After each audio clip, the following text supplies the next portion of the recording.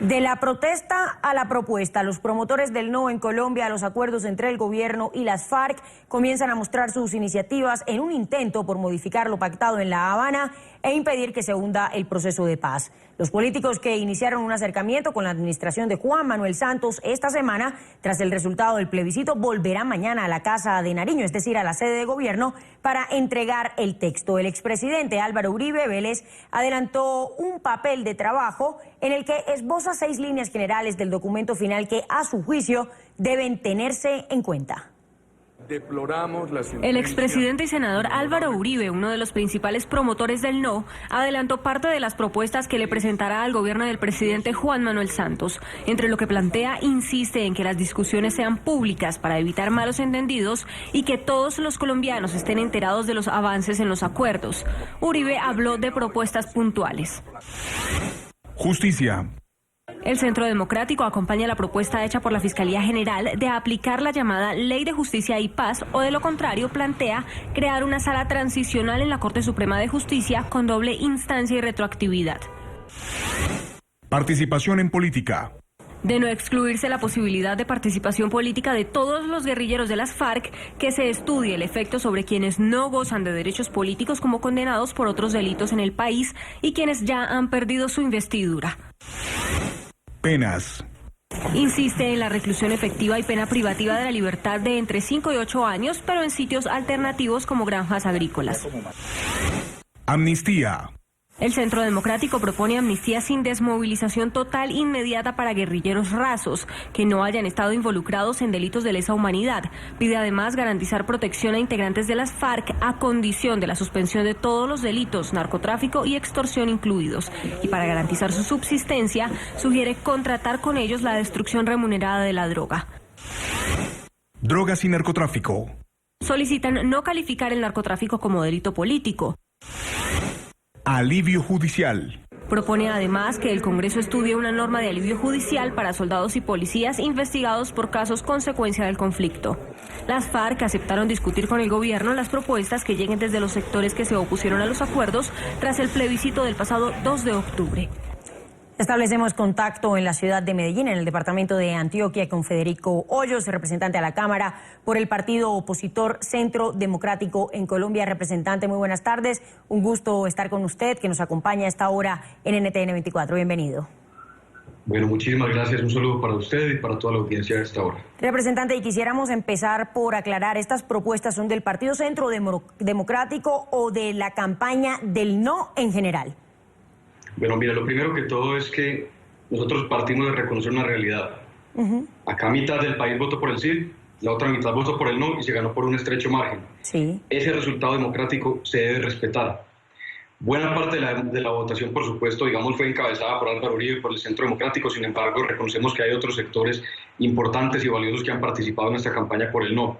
De manera que estas propuestas, digamos, han sido encabezadas por el presidente Uribe, puesto que la firma está de él, pero también representa las voces de muchas otras personas que también acompañaron la campaña de él no. Perfecto, representante, y con esa claridad, sea esta la oportunidad para que usted nos explique con claridad, con precisión a nuestra audiencia en América Latina, en el Caribe, en qué consisten exactamente esas propuestas que van a ser presentadas al presidente Juan Manuel Santos. Mire, también le arranco por decir algo. Sí. Las propuestas, digamos, se han sintetizado acá en este documento que el presidente Uribe ha presentado hoy. Sin embargo, desde el principio de las negociaciones nosotros hemos hecho explícitas estas ideas. Una primera idea fundamental que, digamos, movió buena parte del electorado del no, es que quienes han cometido crímenes de lesa humanidad deben pagar efectivamente, digamos, unas penas, aunque sean simbólicas, de 5 a 8 años, pero tiene que haber pena. La verdad, como se contemplaba en el acuerdo inicial, no es suficiente para eximir de la responsabilidad a los responsables de crímenes atroces. Y adicionalmente, nuestra propuesta nueva, la del presidente Uribe, la que él ha encabezado, dice que se debe revisar ese punto que habilitaba la participación política de estas personas. ¿Por qué? Por una razón muy sencilla.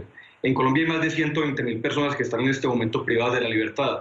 Y todas estas personas, digamos, tienen cancelados sus derechos políticos, no pueden ser elegibles. Entonces nosotros preguntamos por qué entonces a los cabecillas de las FARC sí se les estaba permitiendo esta participación en política. Tercero, hemos hablado de una amnistía general para quienes no hayan cometido crímenes de lesa humanidad, para los guerrilleros rasos, para la tropa raza, más no para los criminales de lesa humanidad.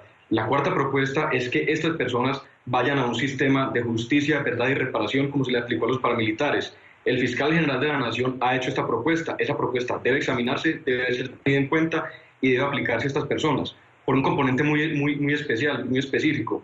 Es que somos partidarios de que aquí no se genere una parainstitucionalidad, una paralegalidad, un tribunal de justicia y verdad afuera del sistema jurídico colombiano. Empleemos las instituciones democráticas, empleemos lo que hay. Colombia tiene por cómo responder por un juzgamiento de estas personas. No creemos cosas nuevas que estén al margen del sistema jurídico democrático. Aprovechemos la ley de justicia, paz y reparación, verdad y reparación, perdón, y creemos tribunales nuevos. Claro, pero ahí le pregunto, ¿por qué es que debe descartarse en concepto de ustedes ese tribunal de paz, un tribunal especial? ¿Por qué, si bien es cierto, la justicia colombiana está colapsada? A ver, no es que se descarte, lo que queremos es que no haya un sistema jurídico paralelo a lo que ya tenemos en este momento.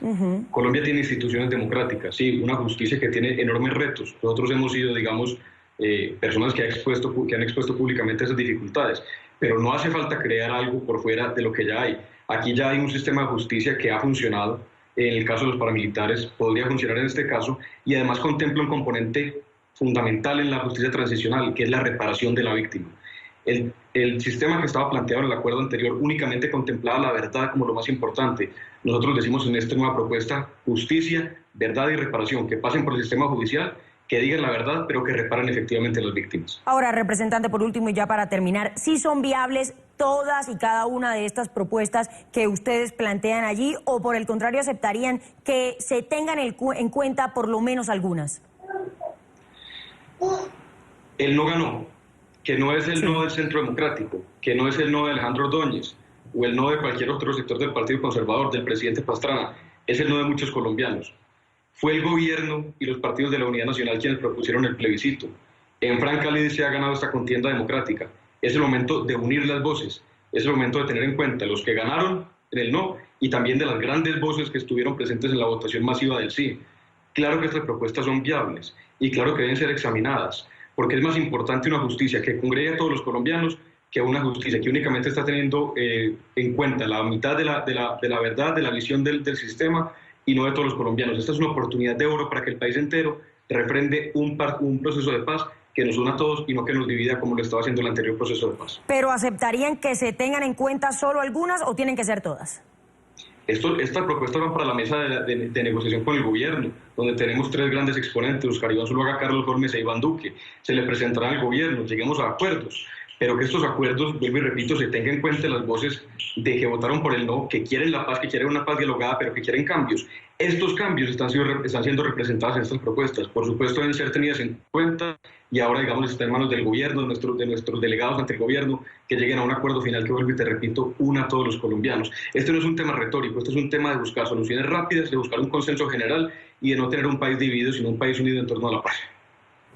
Pues, representante, mil gracias por haber estado con nosotros en NTN 24. Federico Hoyos, siempre un gusto. A ustedes muchas gracias, feliz día.